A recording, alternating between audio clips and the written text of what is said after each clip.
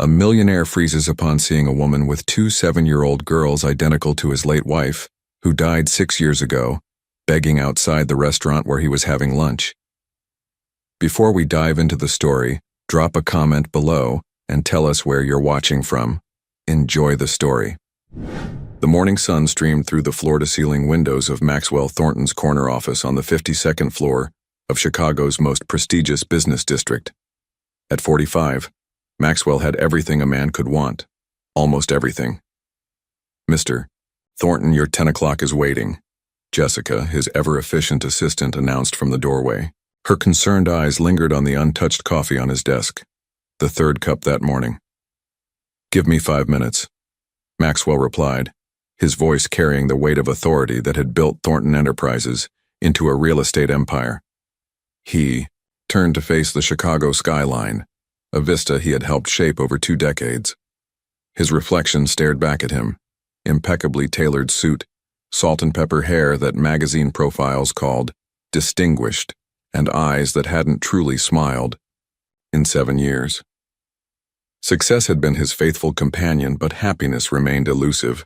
"Sir," Jessica hesitated at the door, "don't forget the charity gala tonight. I've laid out all the details." Maxwell nodded absently.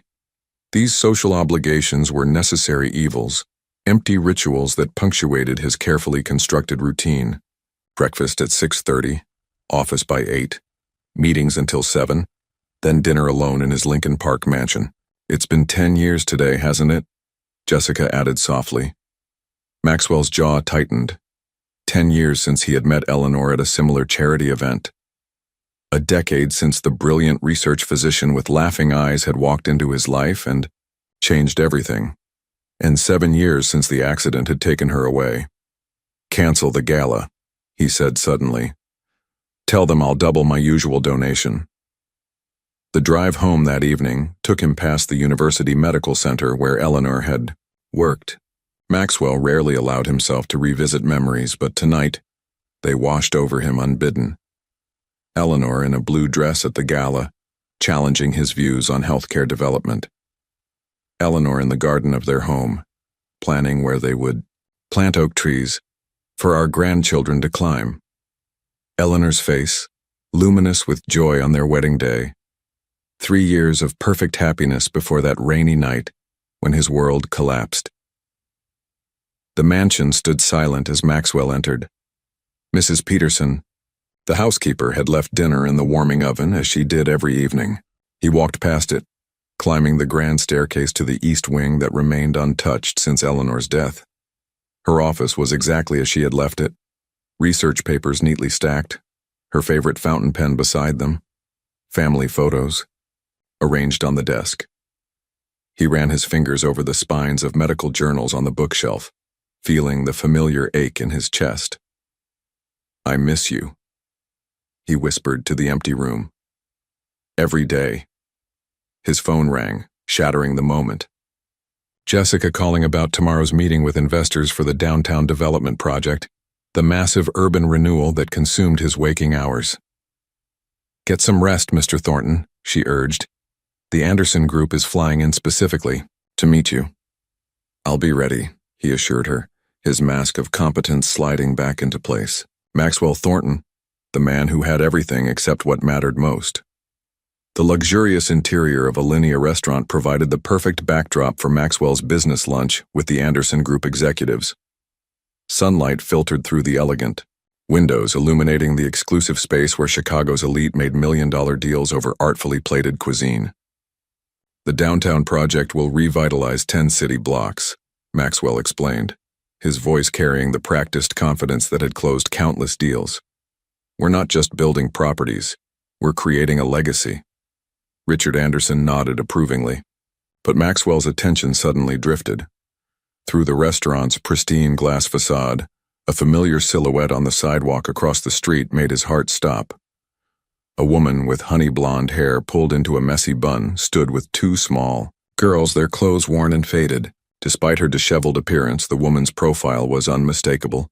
The same delicate nose, the same graceful neck that he had memorized during 7 years of grief. "Eleanor," Maxwell whispered, his water glass slipping from his fingers and shattering on the floor. "Mr. Thornton, are you all right?" Anderson's voice seemed to come from miles away. Maxwell was already on his feet, napkin dropped, chair toppled backward. He moved as if in a trance, weaving between tables, ignoring the maitre d's concerned inquiries. His heart pounded against his ribs as he burst through the restaurant doors onto Michigan Avenue. The woman looked up, her eyes widening in recognition, and was that fear? In an instant, she grabbed the girl's hands and turned to flee. "Wait," Maxwell called out, pushing through the crowded sidewalk. "Please wait." Pedestrians blocked his path as the woman and children disappeared around a corner. Maxwell broke into a run, his expensive leather shoes slapping against the pavement. When he turned the corner, he caught a glimpse of them darting into an alley. The smaller of the two girls looked back, her face a miniature version of Eleanor's. Their eyes met across the distance, and the child broke away from the woman, running back toward him. "Lily, no!" the woman cried out in a voice that sent chills down Maxwell's spine. Eleanor's voice, though rougher, more desperate. The little girl reached Maxwell, looking up with eyes that mirrored his own. "Daddy," she said with certainty beyond her years. "She always said you would find us." Maxwell fell to his knees, his world tilting on its axis. The woman had stopped running and stood frozen at the alley entrance, the other child clutching her hand. "Eleanor," he breathed, reaching out as if he could bridge the 30 feet between them with his fingertips. The woman shook her head slightly, tears streaming down her face. Maxwell tried to stand, to move toward her, but a wave of dizziness overwhelmed him. The last thing he saw before darkness claimed him was Eleanor's face, gaunt and terrified, yet undeniably alive.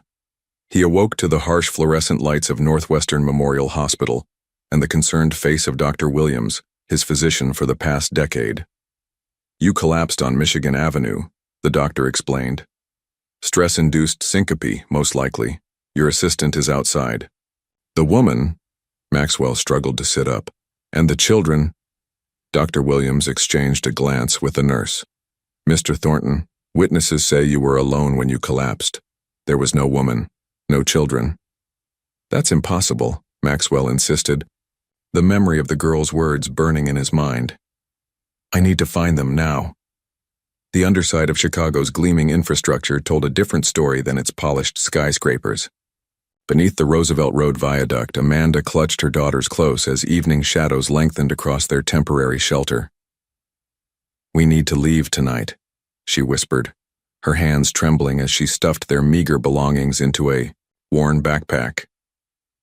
"He saw us. It's not safe anymore." 6-year-old Rose looked up at her mother, her intelligent eyes far too perceptive for a child her age.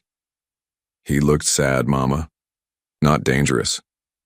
"The sad ones are the most dangerous," Amanda replied, her voice carrying echoes of education and refinement that seemed incongruous with her ragged appearance. "We've talked about this. Trust no one." Lily, Rose's identical twin, organized their small collection of books with methodical precision. "He's the man from your pictures," she stated matter-of-factly, "the ones you cry over when you think we're sleeping." Amanda froze, her face a mask of pain and longing. For a moment she looked exactly like Eleanor Thornton, the brilliant research physician whose obituary had made national headlines 7 years ago. "Mama needs a minute," she murmured, stepping away to compose herself. The twins exchanged a meaningful glance, a silent communication that went beyond words. Rose nodded imperceptibly, and Lily arranged 3 small stones in a pattern only they understood. "We should collect provisions before departing," Rose announced, her vocabulary startlingly advanced. "The abandoned garden in Burnham Park has edible plants," Lily nodded. "Taraxacum officinale and Portulaca oleracea are in season. We can harvest enough for 3 days." Amanda returned, her resolve visibly strengthened. "We'll catch the midnight bus to Milwaukee. I have enough for tickets." She didn't mention that it was their last emergency cash, hidden inside the lining of her worn coat for years. As dusk fell, they ventured to the neglected corner of Burnham Park, where nature had reclaimed an old community garden. The twins moved, with practiced efficiency, identifying plants that most adults would overlook. Dandelion greens here, Rose whispered, carefully harvesting the leaves. Purslane near the fence, Lily replied without looking up. High in omega-3 fatty acids. Amanda watched her daughters with a mixture of pride and heartbreak. They had never known a normal childhood. No schools, no friends, no stability. Just constant movement, fake names, and survival lessons disguised as games. Do you think he recognized you? Rose asked suddenly, her small hands never pausing in their work. Amanda swallowed hard. Yes. Will he look for us? Lily's question hung in the twilight air. Maxwell never stops once he starts something, Amanda replied, her voice distant with memories. It's what made him successful, and what made him dangerous. Later, as they huddled beneath the viaduct waiting for midnight, Lily suddenly clutched her sister's hand. Rose nodded as if answering an unspoken question. Someone's coming, they whispered in unison. Amanda tensed, pulling them into deeper shadows as footsteps approached. A police officer passed by, flashlight sweeping across their hiding place. We need to move, Amanda whispered once the officer was gone. They'll be looking for us now. The twins shared another silent exchange, their faces solemn beyond their years. We know another place, Rose said. The church with the nice man, Lily added. The one who gave us bread last winter. Father Michael, they finished together. Amanda hesitated, then nodded. The Church of St. Catherine had been a rare sanctuary during a brutal Chicago winter. The priest had asked no questions when they appeared at the soup kitchen, just offered warmth and kindness. Just for tonight, she conceded. Tomorrow we disappear completely. The morning light cast long shadows across Sarah Blackwood's cluttered office in a converted warehouse on Chicago's west side. Coffee cup in hand, she studied the man sitting across from her desk. Immaculately dressed, clearly wealthy, and utterly desperate. Let me get this straight, Mr. Thornton, Sarah said, brushing a strand of graying hair from her face. You believe your wife, who died 7 years ago, is alive and living as a homeless woman with 2 children, who are supposedly yours. Maxwell leaned forward. I know how it sounds. It sounds like grief playing tricks on your mind, Sarah replied, not unkindly. 20 years with Chicago PD's missing persons unit had taught her that grief could create phantoms more convincing than flesh and blood. I'm not crazy, Detective Blackwood. Former detective, she corrected him. And I didn't say, you were crazy. I said grief is powerful. Sarah studied the file Maxwell had brought. Newspaper clippings of Eleanor Thornton's tragic accident, the obituary that praised her medical research, photos of a beautiful woman with intelligent eyes and a smile that reached them. You were released from the hospital yesterday with a diagnosis of stress-induced collapse, Sarah noted. Doctors recommended psychiatric evaluation. I don't need a psychiatrist. I need someone who can find people. Maxwell pulled out his phone, showing her his banking app. My retainer. Name your price. Sarah frowned. I don't work for rich men who think money solves everything.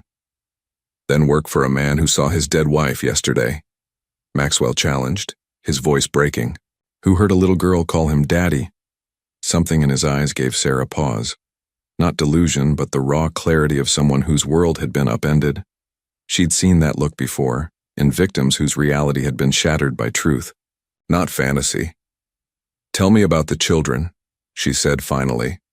2 girls. Identical twins. About 6 years old. Maxwell's hands trembled slightly. Eleanor never told me she was pregnant.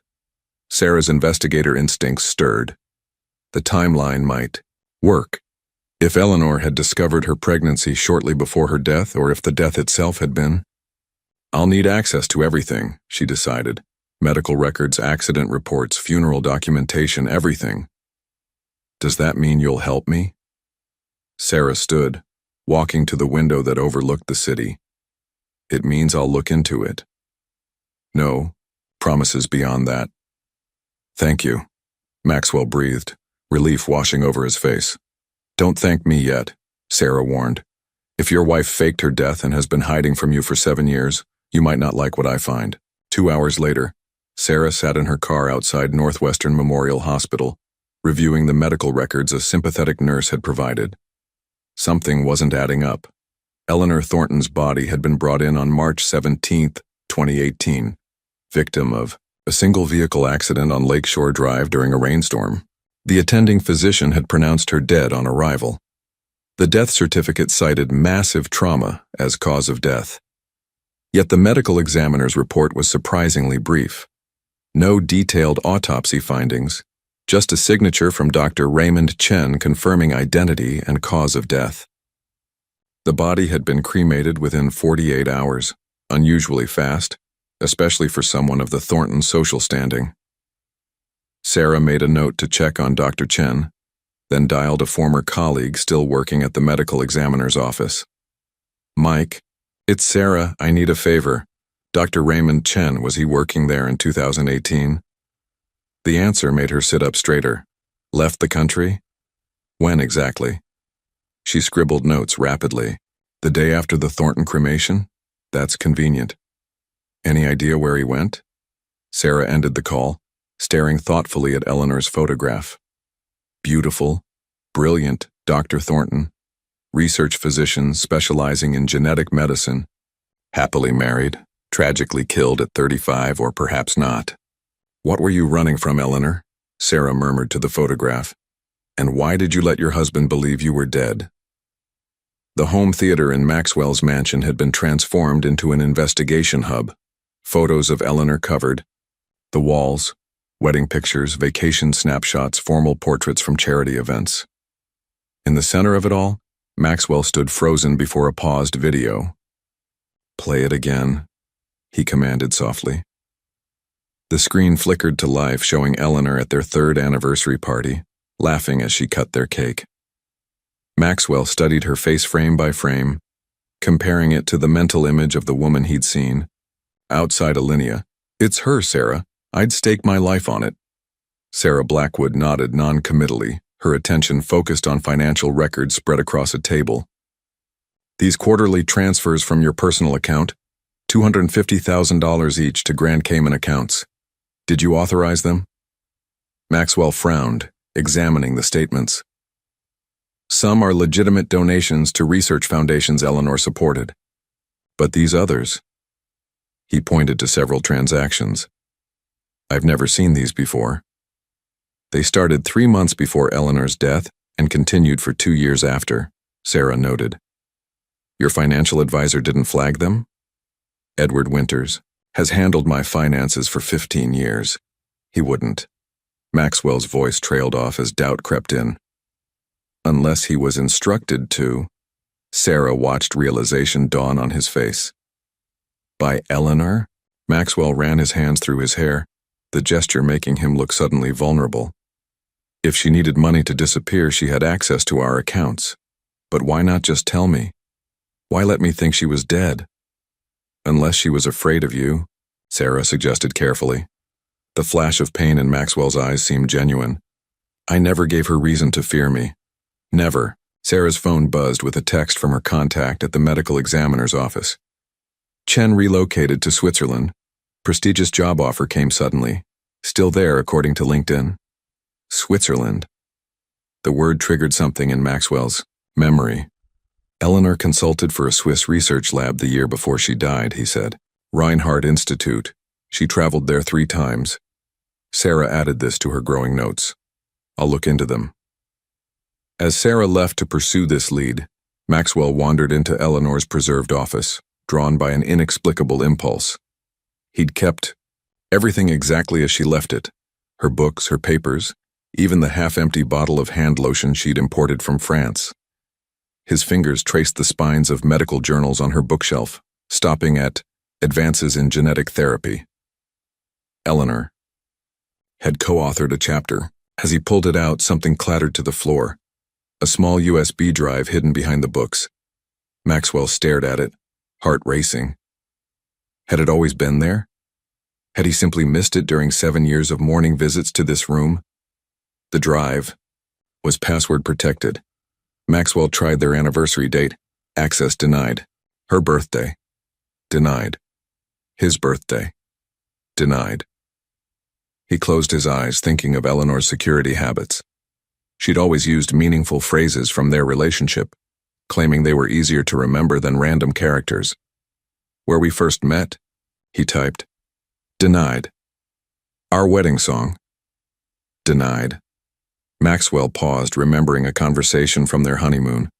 Eleanor had talked about her childhood home in Minnesota, the willow tree where she'd built her first treehouse, how she'd painted the door blue because it was grandfather's favorite color, Maxwell typed. The drive unlocked. A single folder appeared labeled with today's date from 7 years ago. Inside was a video file and a text document titled, "If You're Reading This." Maxwell's hand trembled as he clicked the video file. Eleanor's face filled the screen, her expression grave. She wore the same clothes she had the morning of her accident. "Maxwell, if you've found this, then something has happened to me," she began. "Or rather, something has happened that made me take drastic action. I hope someday you'll understand why I couldn't tell you the truth. They're watching us. They're always watching." Eleanor looked over her shoulder, fear evident in her eyes. "The Reinhardt Institute isn't what it seems. Victoria's project." The video cut off abruptly. Maxwell clicked the text file, his world tilting, as he read the first line. "If I survive, I'll contact you using our special signal. If not, this is goodbye." The glass walls of Victoria Reinhardt's private office showcased a breathtaking panorama of the Swiss Alps, a view that had graced countless medical journals profiling the visionary of genetic medicine. At 58, Dr. Reinhardt carried herself with the confidence of someone accustomed to bending the world to her will. "Our investors are growing impatient, Dr. Reinhardt," remarked her chief financial officer, sliding quarterly reports across her immaculate desk. "They expected viable results from Project Genesis by now." Victoria's perfectly manicured fingers tapped a rhythmic pattern on her desk as she gazed out at the snow-capped mountains. "Science cannot be rushed, Mr. Keller, even when we're rewriting the very code of humanity." Her intercom buzzed. "Dr. Reinhardt, secure call on line 3. Victoria dismissed her CFO with a wave. When the door closed, she activated the room's security protocols: electromagnetic shielding, white noise generators, signal scramblers before picking up the phone. "This is Reinhardt." The caller's voice was tense. "We have a situation in Chicago. Subject E7 has been compromised." Victoria's expression hardened. "Impossible. Eleanor Thornton is dead." Facial recognition from city surveillance confirmed it. The caller continued. "She was spotted with the twins near Michigan Avenue. Maxwell Thornton saw them." The temperature in the room seemed to drop as Victoria absorbed this information. "The twins were with her? In public?" "Yes, doctor. And one of them approached Thornton directly." Victoria's hand tightened around a crystal paperweight, the only indication of her fury. "Unacceptable. The subjects were never supposed to make contact with their biological father. Their genetic modifications make them far too valuable to risk exposure."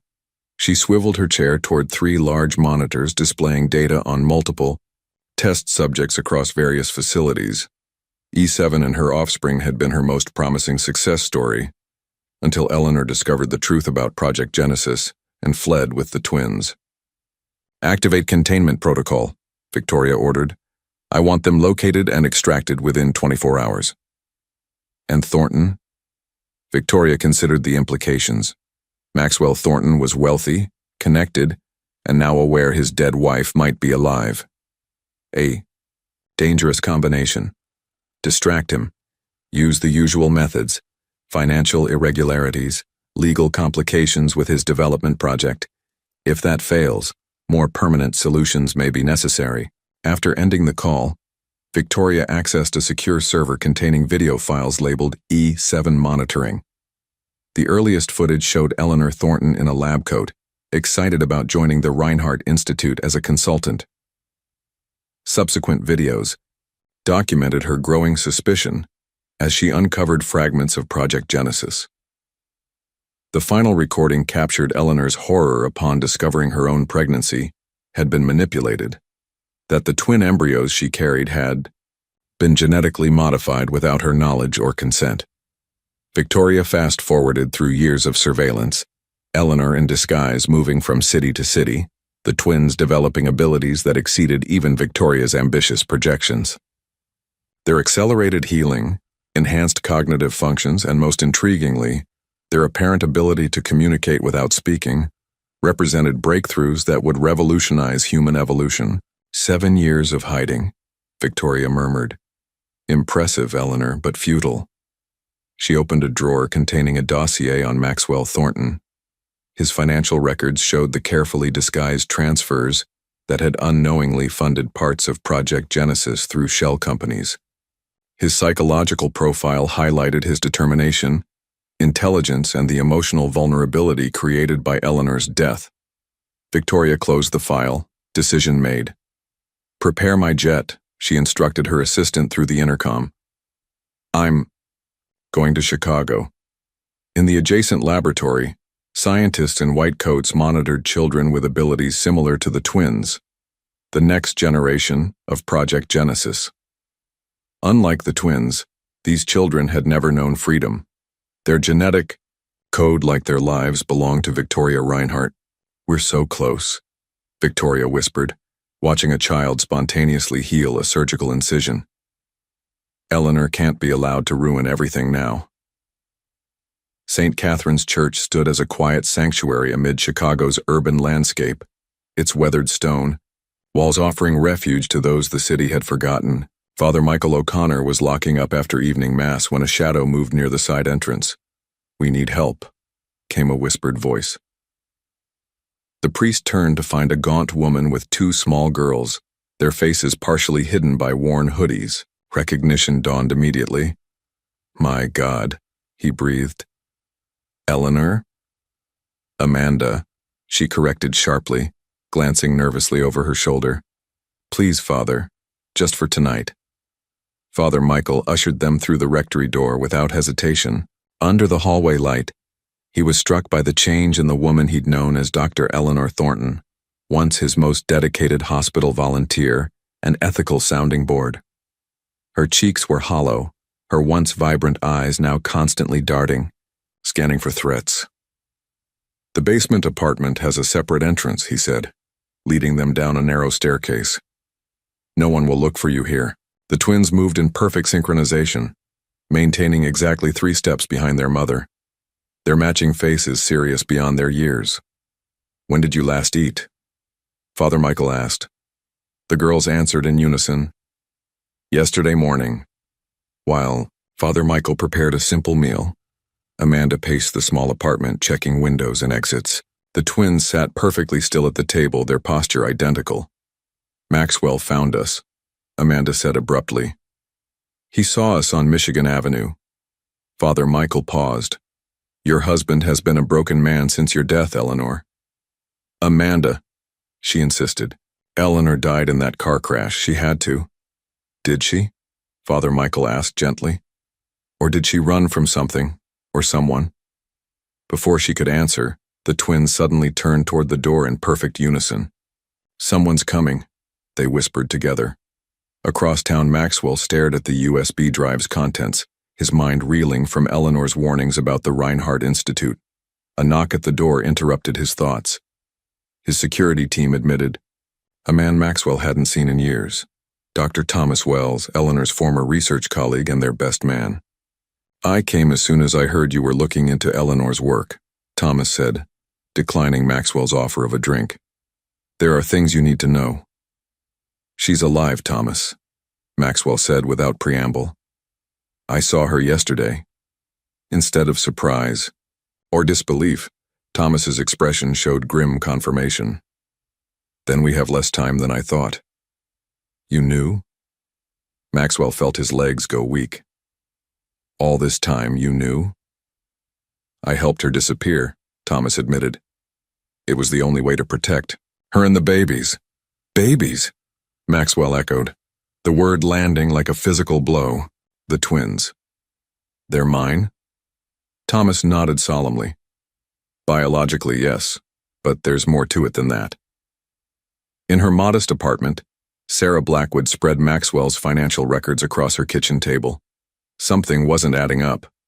The transfers to Cayman accounts had sophisticated routing that professional money launderers would envy.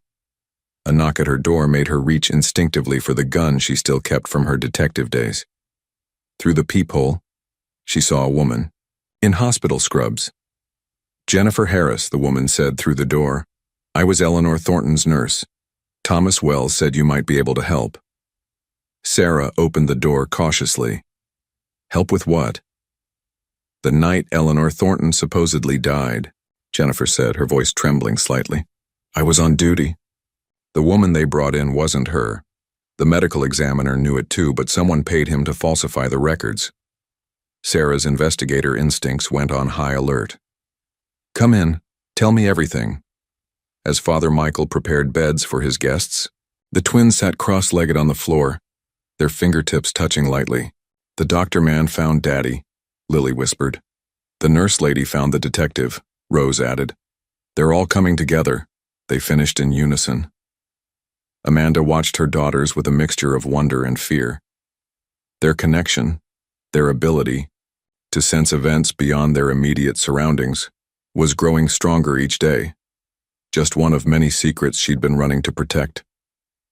Maxwell's hands trembled as he connected Eleanor's USB drive to the secure laptop Thomas had brought. The two men sat in Maxwell's study, the room locked and swept for surveillance devices at Thomas's insistence. "Eleanor discovered something at Reinhardt that terrified her," Thomas explained, his voice low despite their precautions. "Something worth abandoning her life to escape." The drive contained dozens of encrypted files with clinical notations, genetic sequencing data, and research protocols labeled Project Genesis. Most significant was a video folder titled Twin Study Observations. Maxwell clicked on the first video. Two infant girls lay in adjacent cribs monitored by medical equipment. As one baby began to cry, the other immediately became distressed, despite being unable to see or hear her sister. When nurses pricked the first infant's heel for a blood test, both babies showed identical pain responses. Identical twins often share connections, Thomas said. But this was different. The Reinhardt team deliberately separated them to test their neural synchronicity. Maxwell fast-forwarded through months of similar tests. "These are my daughters?" Thomas nodded grimly. Born 6 months after Eleanor's death, she was already pregnant when she discovered what Victoria had done. "What exactly did Victoria do?" Maxwell asked, his voice dangerously quiet. Eleanor was recruited to consult on regenerative medicine research. She didn't know her own fertility treatments at the clinic were part of the experiment, or that Victoria had modified the embryos. Maxwell's face drained of color. "Modified how?" Thomas hesitated. "The twins have unprecedented cellular regeneration capabilities. Cuts heal within hours, broken bones within days. And their neural synchronicity. They communicate without speaking, share sensory experiences across distances." "They're experiments," Maxwell whispered, horror dawning. "My daughters are experiments?" "Valuable ones," Thomas confirmed. "Victoria believes she's creating the next stage of human evolution." Eleanor found records of other children in the program, all showing various genetic enhancements. Maxwell opened the text document Eleanor had left, reading it fully now. "If I survive, I'll contact you using our special signal. If not, this is goodbye, Maxwell. Victoria Reinhardt manipulated my pregnancy. Our daughters carry genetic modifications I never consented to. When I confronted her, I discovered financial connections to your company. I couldn't determine if you were complicit or another victim. Forgiveness, if it's the latter. I've established safe houses and emergency funds using the skills your security team taught me. If you're reading this and I'm truly gone, please find our daughters. Protect them from becoming laboratory specimens. The coordinates below lead to evidence that could expose Project Genesis. I couldn't risk storing it here. Remember our stargazing night in Michigan? That's the key to everything." "I had nothing to do with this," Maxwell said, his voice breaking. "How could she think I'd be part of experimenting on our children?" "Sarah," Blackwood's voice interrupted from the doorway, Jennifer beside her. "Because someone made it look like you were." Sarah spread financial records across the desk. These transfers from your accounts to Reinhardt Shell Companies started before Eleanor discovered she was pregnant. They were sophisticated enough to fool even her. My CFO, Maxwell realized. Edward was Victoria's plant. Jennifer stepped forward. The night of the accident, they brought in a Jane Doe with similar physical characteristics. Eleanor had already escaped with Dr. Chen's help. He arranged the cremation to eliminate evidence, then fled to Switzerland, where he mysteriously died. 3 months later, Sarah added grimly, Maxwell's phone buzzed with a text from an unknown number. Your house is being watched. Get out now. Bring the drive. FB? Maxwell frowned. Father Brian, Thomas suggested. No, Father Michael from St. Catherine's. Eleanor volunteered there. Maxwell's security system suddenly chimed with a perimeter alert. Surveillance cameras showed black SUVs blocking his driveway. Victoria's team, Thomas whispered. They move fast. Sarah checked her gun. We need to go, now. Maxwell grabbed the drive and a photo of Eleanor. The coordinates in her message. What do they point to? Thomas. Check the file. An abandoned industrial property in Pullman. One of the buildings my company acquired 5 years ago. Maxwell realized. Eleanor hid her evidence in plain sight, on property I own. As they slipped out through the service entrance, Maxwell's security chief intercepted them, bleeding from a head wound. Mr. Thornton, armed men breached the east gate. They're claiming to be federal agents, but their credentials are fake. Get to the garage, Maxwell ordered. We need to disappear. The evening mass at St. Catherine's had just ended when Amanda noticed them. Men in dark suits scattered among the departing parishioners, their practiced casualness betrayed by 2 alert eyes scanning the crowd. They've found us, she whispered, to Father Michael as they stood near the altar. The twins were in the rectory basement, presumably safe for the moment. The priest followed her gaze. The side exit through the sacristy. My car is parked behind the rectory. We can't involve you further, Amanda protested. Eleanor, Father Michael said firmly, abandoning pretense. You came to me for help 7 years ago when you discovered what they'd done to your babies. I won't abandon you now. As they moved toward the sacristy, Amanda froze. 2 more agents appeared at the side entrance, speaking into concealed microphones. They've surrounded the building, she realized with growing terror. Father Michael's expression changed, determination replacing concern. The catacombs. The what? When this church was built in 1887, they constructed tunnels connecting to the old freight tunnels under the city. During Prohibition, they moved alcohol through them. He moved to the confessional, pressing a hidden mechanism that revealed a narrow staircase. Few remember they exist. Amanda raced to collect the twins who were already standing at the top of the rectory stairs with their small backpacks. Men in black suits, Lily said matter-of-factly. They have guns under their jackets, Rose added. 8 of them total. They finished together. No time to question how they knew.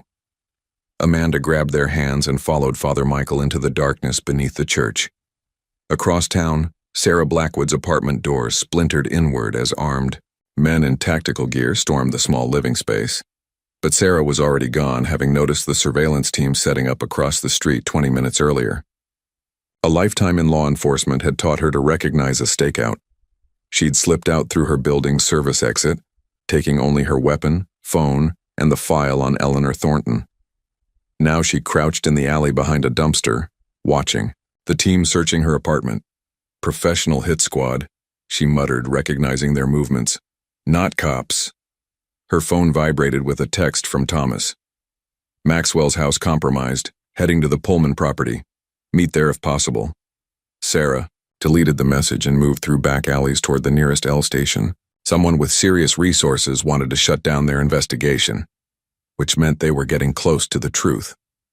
Maxwell's private garage housed a collection of luxury vehicles, all easily traceable.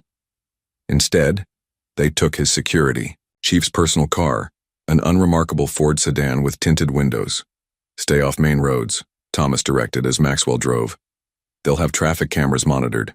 Jennifer sat tensely in the back seat. I shouldn't have gotten involved. They'll trace my hospital badge access, find out I pulled Eleanor's records. You did the right thing, Maxwell assured her, navigating through industrial areas where surveillance was minimal. Without you, we might never have connected the pieces. Thomas checked his phone. Sarah's apartment was raided. She got out, heading to Pullman. And Eleanor? Maxwell asked, the name feeling strange on his lips after years of believing her dead. No word from Father Michael yet. As they approached the old Pullman district, once the site of a massive railroad manufacturing empire, now partly abandoned and partly reclaimed by Maxwell's company for redevelopment, an unmarked police car pulled. Behind them. We've got company, Maxwell warned, knuckles white on the steering wheel. Turn here, Thomas instructed. There's a service entrance to the property through the old railway yard. The police car followed, lights suddenly flashing. Maxwell accelerated, skidding around a corner onto cracked concrete that had once served as a loading dock. There, Thomas pointed to a gap in the chain-link fence surrounding an enormous brick structure, the administration building of Maxwell's redevelopment project. Maxwell crashed through, the fence collapsing behind them. They abandoned the car and raced into the shadowy building, navigating by the dim emergency lights of the half-renovated structure. We need to get to the basement archives, Maxwell panted. That's where Eleanor would have hidden anything important. A flashlight beam cut through the darkness ahead of them and they froze. Maxwell, a familiar voice called softly. From the shadows emerged Amanda, the twins close behind her, led by Father Michael through a maintenance doorway. Time seemed to stop as Maxwell stared at the woman he'd mourned for 7 years. Thinner, harder, her hair now brown instead of blonde, but unmistakably Eleanor. You found us, she whispered, her voice catching. The twins studied Maxwell with identical solemn expressions, their eyes, his eyes, assessing him with unnerving intelligence. They're coming, the girls said simultaneously, breaking the moment. Both sides of the building, 12 men total. How do they? Jennifer began. Later, Father Michael interrupted. The basement. Now. The basement of the Pullman administration building smelled of dust and forgotten history. Emergency generators powered minimal lighting as the group descended via a maintenance stairwell. The archives should be through here, Maxwell said, leading them past renovation equipment to a heavy steel door. His keycard granted access to a climate-controlled room filled with architectural drawings and historical documents from the building's railroad era. Eleanor Amanda kept the twins, close, her body language still wary, even in Maxwell's presence. We don't have much time, she said. Victoria's team is thorough. They think you're dead, Maxwell replied, unable to take his eyes off her. I thought you were dead. Eleanor's expression softened momentarily. I had no choice, Maxwell. There's always a choice, he countered, hurt edging his voice. Not when I found out you were funding Victoria's experiments, she shot back. Maxwell recoiled as if struck. I never... The financial transfers from your accounts, Thomas interrupted.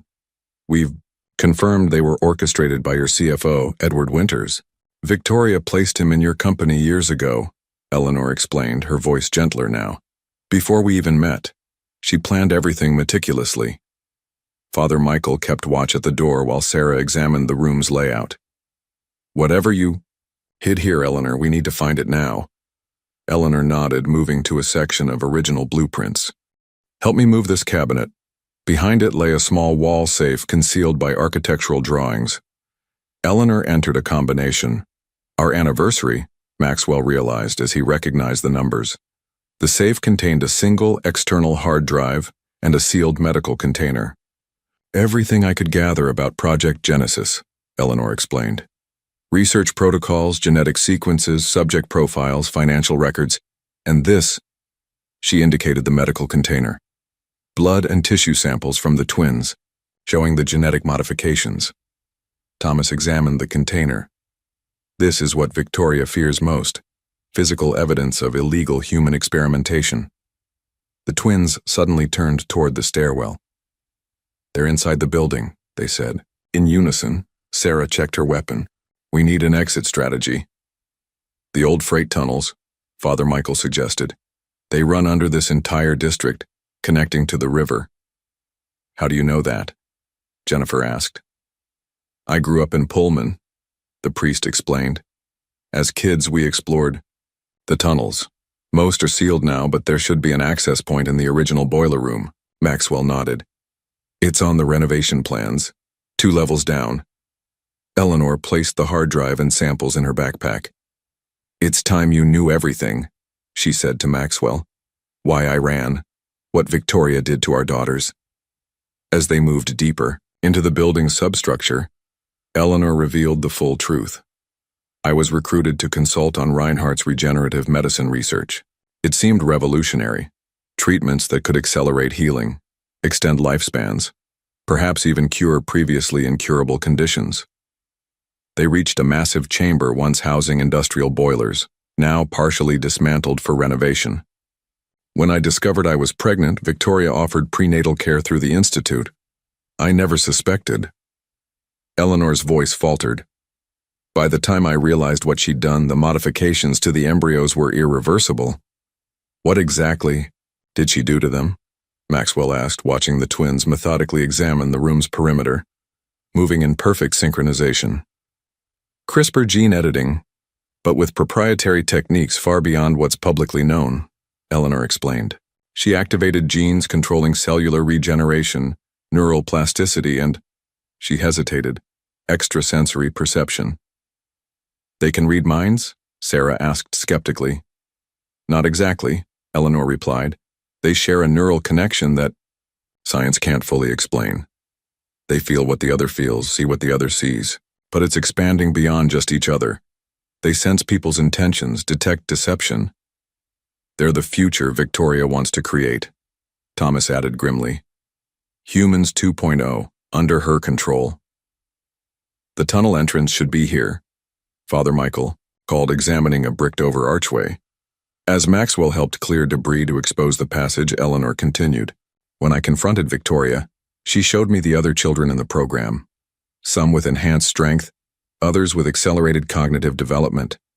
All treated as research subjects rather than human beings. Her voice hardened.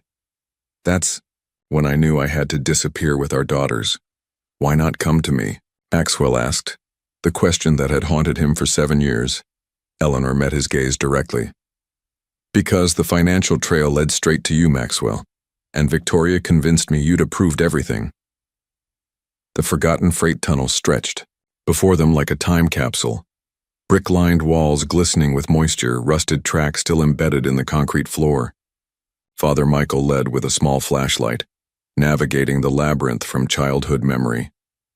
We should be heading toward the river, he whispered. There's an access point near the old harbor that was never sealed. Maxwell walked beside Eleanor, the twins between them. A family configuration that should have felt natural but instead carried 7 years of absence and mistrust. The silence between them was broken only by the distant sounds of pursuit echoing through the tunnels. You could have investigated, Eleanor finally said, her voice low. Instead of just accepting I was dead. Maxwell's jaw tightened. I hired 3 separate private investigators. All reported conclusive evidence confirming your death. Death certificate, cremation records, witness statements, all fabricated, I now realize. Eleanor glanced at him, surprise evident in her expression. I never stopped looking for answers, Maxwell continued. But Victoria's people were always one step ahead, feeding me just enough closure to keep me from discovering the truth. Behind them, Thomas and Sarah maintained a vigilant watch while Jennifer tended to a cut on Father Michael's hand where he'd injured himself clearing the tunnel entrance. Victoria has resources that rival small nations, Thomas explained. Corporate connections, government contracts, wealthy private investors, all believing they're funding the next great leap in human evolution. Which they are, Eleanor said quietly, looking at her daughters. Just not in the ethical way they imagine. The twins moved in perfect tandem, occasionally touching the tunnel walls as if reading the history of the place through their fingertips. The men above us have split into 3 groups, Lily announced suddenly. They're trying to surround us, Rose added. 7 minutes until they reach the harbor exit, they concluded together. Sarah raised an eyebrow. That's unsettling, but useful, Maxwell noted, his protective instincts rising as he observed his daughters, these extraordinary children he was only just beginning to know. They reached a junction where the tunnel branched in 3 directions. Father Michael hesitated. I don't remember this split. Left, the twins said confidently. When the adults hesitated, they pointed to faint markings on the wall, maintenance symbols from a century ago. As they continued, Maxwell turned to Sarah. What did you find in my financial records? Your CFO created a sophisticated money laundering operation, she explained. Funds moved through shell companies, ultimately supporting Reinhardt's black budget research while making it appear we're personally directing the transfers.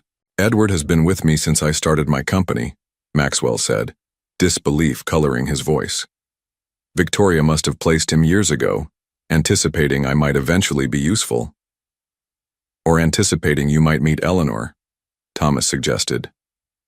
Victoria doesn't leave connections to chance. The group reached a maintenance room where the tunnel intersected with newer utility conduits. They paused to rest, keeping voices low. We need a plan beyond escape, Sarah said pragmatically.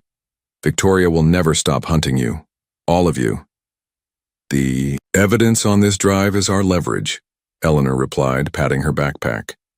Project Genesis violates every ethical standard in medical research, not to mention international law. Evidence needs a platform, Maxwell countered. Victoria has connections throughout media, medicine, and government. Who would we trust to expose her? A moment of silence followed as the reality of their situation sank in. We need more than evidence, Thomas finally said. We need allies, resources, a strategy. Maxwell looked at Eleanor, then at his daughters. 7 years of grief crystallized into determination. I have resources, my company, my connections, everything I've built. The very empire Victoria has been using against us, Eleanor reminded him. Then we'll use it against her, Maxwell said firmly, starting with identifying everyone in my organization connected to Reinhardt. The twins approached, their identical faces serious. We can help, Lily offered. We can tell when people are lying, Rose explained. We've been practicing, they added. Together. Eleanor's expression mixed pride with concern. Their abilities are growing stronger each year. Victoria wants to study them, control them. But they're children, not experiments. Maxwell knelt to meet his daughter's eyes. I missed 6 years of your lives. I can never get that back. But I promise you this, Victoria will never touch you again. For the first time, the twins smiled, mirrored expressions that transformed their solemn faces. In that moment, fragile trust began forming between a father and the daughters he never knew existed. Harbor exit ahead, Father Michael called softly. And I hear water. The abandoned harbor access opened onto a maintenance platform above the Chicago River. Dawn was breaking, painting the city skyline in hues of gold and crimson as the group emerged from the tunnels. We can't go back to any of our known locations, Sarah said, scanning the waterfront for surveillance. Victoria's reach is too extensive. I have a property they don't know about, Maxwell offered. A converted warehouse in West Loop registered under a holding company. I use it for art storage. Thomas raised an eyebrow. Art storage? Eleanor always said I needed hobbies beyond work, Maxwell replied with the ghost of a smile. I started collecting after I thought you died. Eleanor's expression softened momentarily before returning to vigilance. We need transportation that can't be traced. I know someone, Sarah said, making a brief call on a burner phone. 20 minutes. As they waited in the shadow of an abandoned grain elevator, Maxwell watched the twins exploring the shoreline, collecting interesting stones and examining them with scientific precision. They're extraordinary, he said quietly to Eleanor. They're in danger, she countered. Always will be as long as Victoria believes they belong to her. Thomas joined them, lowering his voice. We need to understand exactly what we're up against. Victoria's network extends far beyond Reinhardt Institute. I've been tracking her operations for years, Eleanor replied, moving constantly to stay ahead of her agents. There are research facilities in Switzerland, Singapore, a remote location in Chile, and somewhere in northern Canada. Multiple black sites, Thomas nodded grimly, each specializing in different aspects of genetic enhancement. Sarah returned from securing their transportation. How many children are we talking about? Dozens that I know of, Eleanor answered. Some born to surrogate mothers, others to women like me who didn't know their pregnancies had been manipulated. The funding required would be astronomical, Maxwell observed. That's where you come in, Thomas said. Sarah and I spent all night analyzing your company's financial structure. Victoria has been using Thornton Enterprises as more than just a source of funding. It's a laundering mechanism for the entire project. Maxwell's expression darkened. Show me. Thomas produced a tablet with elaborate financial diagrams. Your CFO, Edward Winters, created a parallel financial structure within your company. Legitimate development projects serve as cover for moving money from Victoria's global investors through your accounts, making the funds appear clean before they reach Reinhardt's research operations. This explains the irregularities I could never quite pin down, Maxwell said, scanning the complex. Money trails. Edward always had plausible explanations. He's been Victoria's plant from the beginning, Eleanor confirmed. Before we even met, she was positioning her pieces. Sarah pointed to a pattern in the transfers. The scale suggests investors beyond just wealthy individuals. These look like government black budgets, possibly military applications. Victoria sells different promises to different investors, Eleanor explained. Longevity treatments for billionaires, enhanced soldiers for military, interest, disease resistance for medical foundations, but her true goal is reshaping human evolution itself. A battered van approached along the service road. Sarah signaled to the others, "Our ride." As they climbed into the vehicle, the twins suddenly froze, their eyes unfocused. More children, Lily whispered. Like us, but different, Rose continued. They're scared. They finished together. Eleanor knelt before them. What do you see? The twins closed their eyes, their breathing synchronized. White rooms, Lily began. Tests every day, Rose added. Some can run very fast. Some never sleep. Some can remember everything. Singapore, Switzerland, Chile, Canada. They know about us. They're waiting. Eleanor looked up at the others, her face pale. Their connection to the other children is growing stronger. They're linking somehow across thousands of miles. Is that possible? Sarah asked Thomas. We're far beyond conventional science, he replied. The modifications Victoria made to these children's neural structures are unprecedented. They're not just experiments, Maxwell said with quiet anger. They're children being held against their will. As the van pulled away, heading toward the West Loop warehouse, Maxwell made a decision. We need to expose everything. Not just to save our family, but all the children in Victoria's program. Eleanor nodded, years of mistrust beginning to crack in the face of his determination. The evidence I've gathered proves the illegal experimentation, but Victoria's network of influence can bury any conventional exposure attempt. Then we don't use conventional methods, Maxwell replied. We use her own network against her. Maxwell's art warehouse resembled a fortress from the outside. Nondescript brick walls, minimal windows, industrial loading doors secured with state-of-the-art locks. Inside, however, it was transformed. One section housed his art collection, while another contained a fully equipped living space and high-tech communications center. I created this after Eleanor's death, Maxwell explained as the group settled in. Somewhere I could work in complete privacy.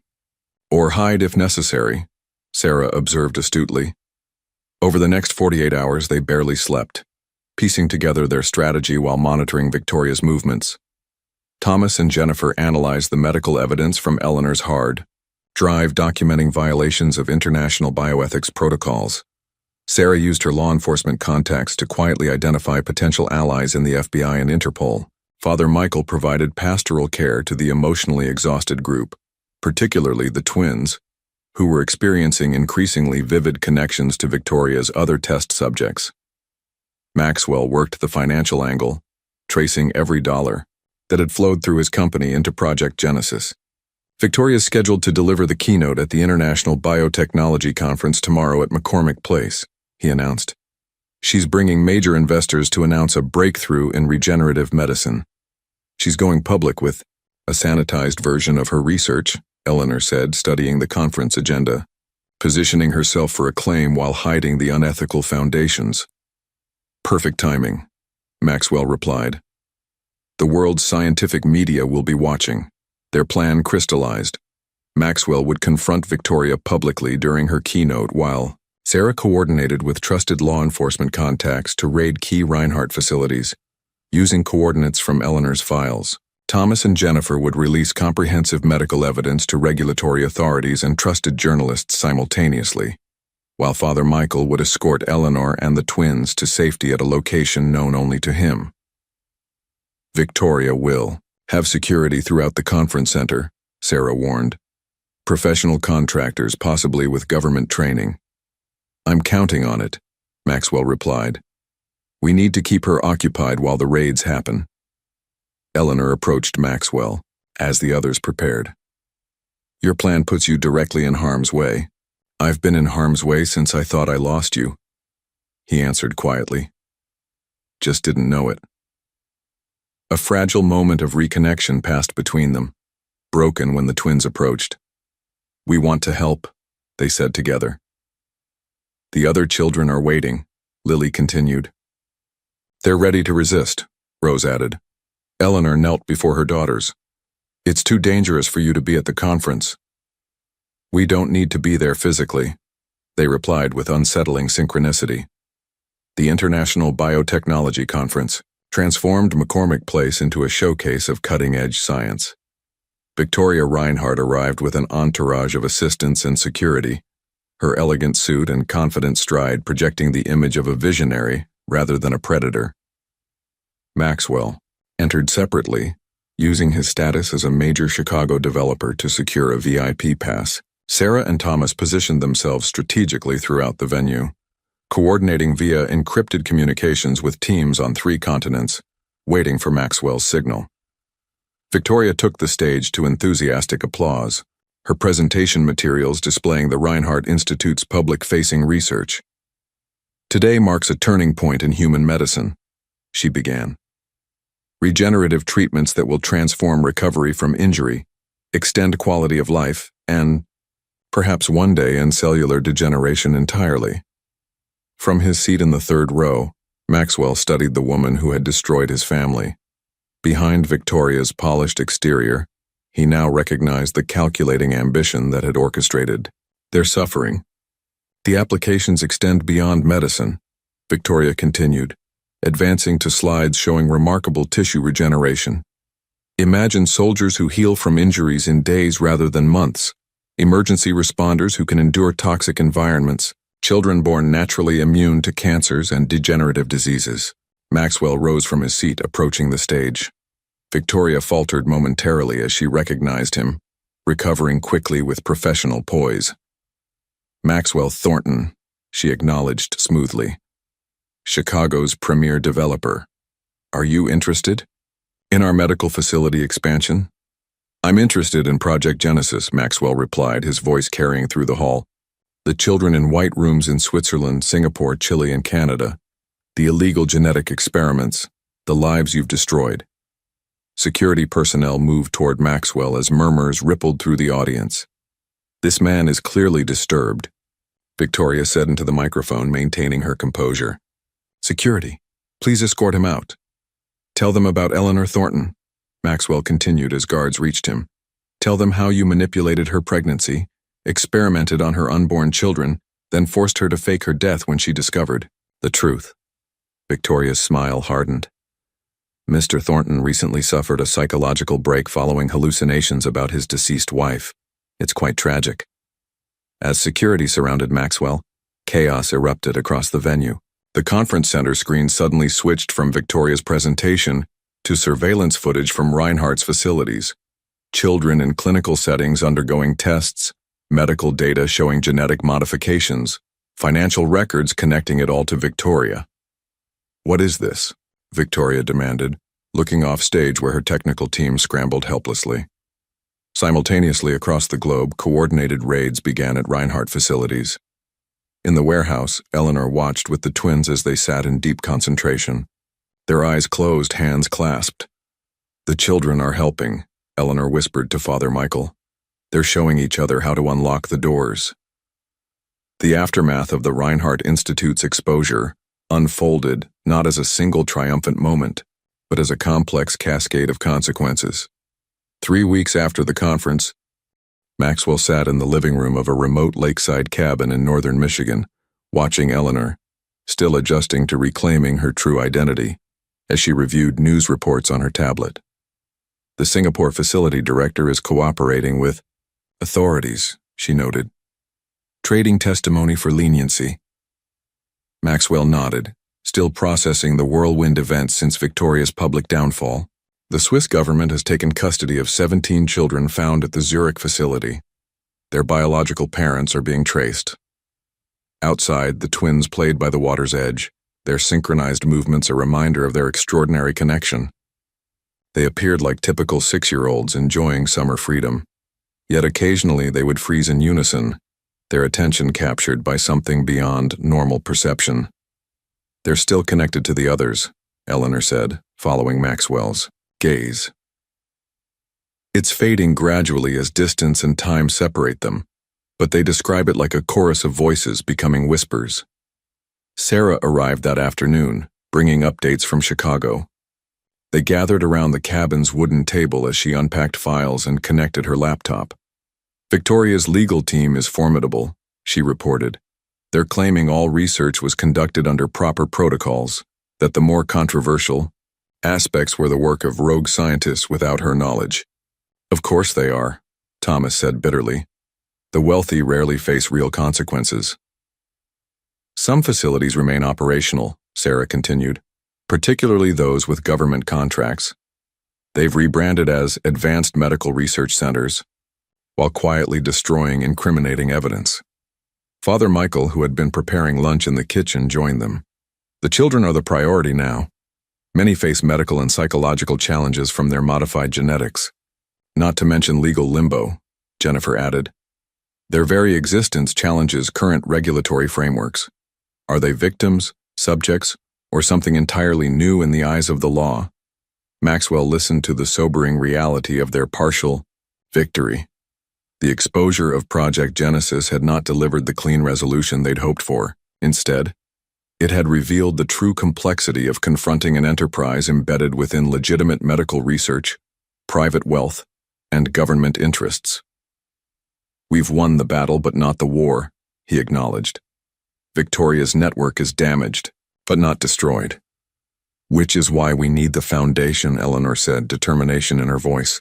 "A legitimate organization with the resources to advocate for these children, fund ethical research into their conditions, and provide safe environments for them to develop." The Eleanor Thornton Foundation had begun as an idea during their planning sessions. Now, with Maxwell's resources behind it, it was becoming reality, though not without resistance. "The scientific community is divided," Thomas reported. "Some colleagues view these children as unfortunate victims of unethical experimentation. Others see them as invaluable research subjects who could advance medical knowledge by decades." "Their children first," Eleanor insisted. "Their welfare comes before scientific curiosity." As evening approached, Maxwell found Eleanor on the dock, watching the twins who had discovered a family of turtles and were studying them with scientific interest. "I've been afraid for so long," she confessed as he sat beside her, running, hiding, protecting them from becoming specimens in Victoria's vision of evolution. "You don't have to run anymore," Maxwell said gently. Eleanor turned to him, her eyes reflecting 7 years of hardship. "Can we really start again after everything that's happened, after all the mistrust?" "We start with the truth," Maxwell replied. "All of it, no matter how painful. Victoria manipulated both of us, but she didn't destroy what matters most. There Conversation was interrupted by the twins' approach, their expressions serious. "Victoria isn't finished," Lily stated. "She has other places we can't see," Rose continued. "And more children," they concluded together. Eleanor sighed, gathering her daughters close. "We know, sweethearts. That's why our work is just beginning." Later, that night, as the twins slept, the adults gathered to discuss next steps. Maxwell had converted the cabin's basement into a secure command center with encrypted communications and multiple backup systems. "The foundation's legal structure is in place," he explained. "I've committed half my personal fortune as initial funding. We'll establish rehabilitation centers for the children, advocacy teams to navigate the legal challenges, and research partnerships with ethical institutions." "You'll face powerful opposition," Sarah warned.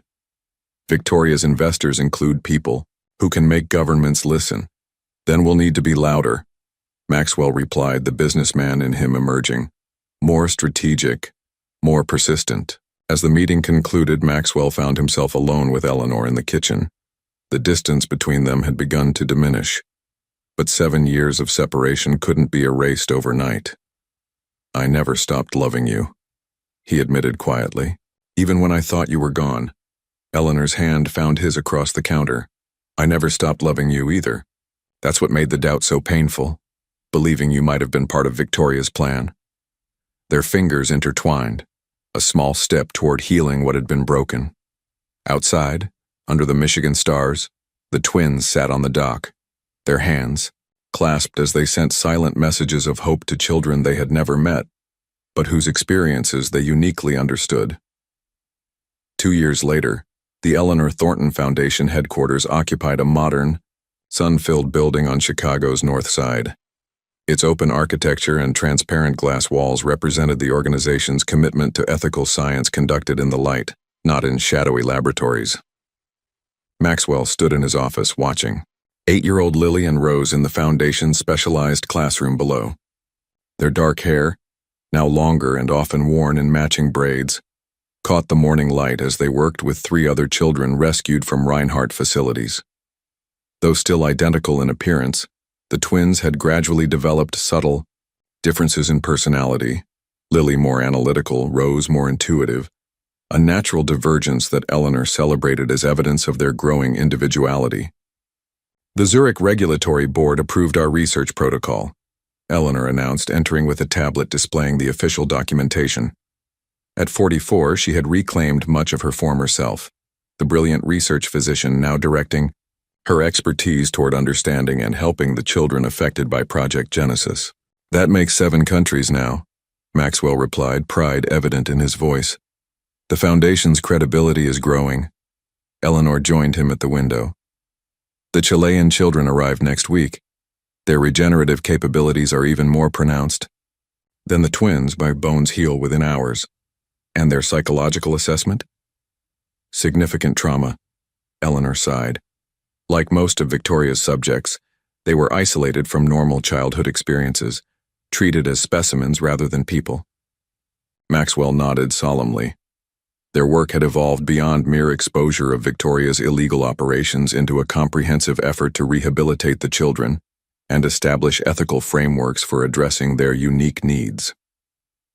The past 2 years had brought challenges neither had anticipated. Initial public skepticism about designer children had required careful education campaigns. Research institutions had been reluctant to acknowledge the ethical breaches that had occurred within respected scientific communities. Government agencies had moved to classify much of the evidence, citing national security concerns. Yet there had been victories too. 36 children had been removed from research facilities and placed in specialized care. The Foundation had established protocols for genetic monitoring that were being adopted internationally. Most importantly, the twins and other children were beginning to experience normal childhoods while receiving the specialized support their unique biology required. "Sarah called this morning," Maxwell said. "Victoria's appeal was denied. She remains under house arrest in Switzerland." Eleanor's expression darkened. "House arrest in a luxury alpine estate is hardly justice." But her access to research facilities and funding has been severely restricted, Maxwell reminded her. The network is unraveling. Thomas's testimony before the UN Bioethics Committee next month should help tighten international oversight. Below, they watched as the twins simultaneously looked up toward the office window, waving in perfect unison despite not having seen their parents arrive. Their extrasensory awareness had stabilized over time, less overwhelming but still remarkable. That evening, the Thornton family gathered in the garden of their Lake Forest home. As Maxwell grilled dinner, Eleanor helped the twins with their science project, a study of butterfly metamorphosis that particularly fascinated them with its parallels to their own evolving abilities. "Dad," Lily called, "we learned something new today." Maxwell approached, noting the serious expression both girls wore, their important discovery face. "We can help the others heal faster," Rose explained. "Not just their bodies," Lily continued. "Their memories. They finished together." Eleanor knelt beside them. "You mean the traumatic memories?" The twins nodded in synchrony. "We can reach them. When they sleep.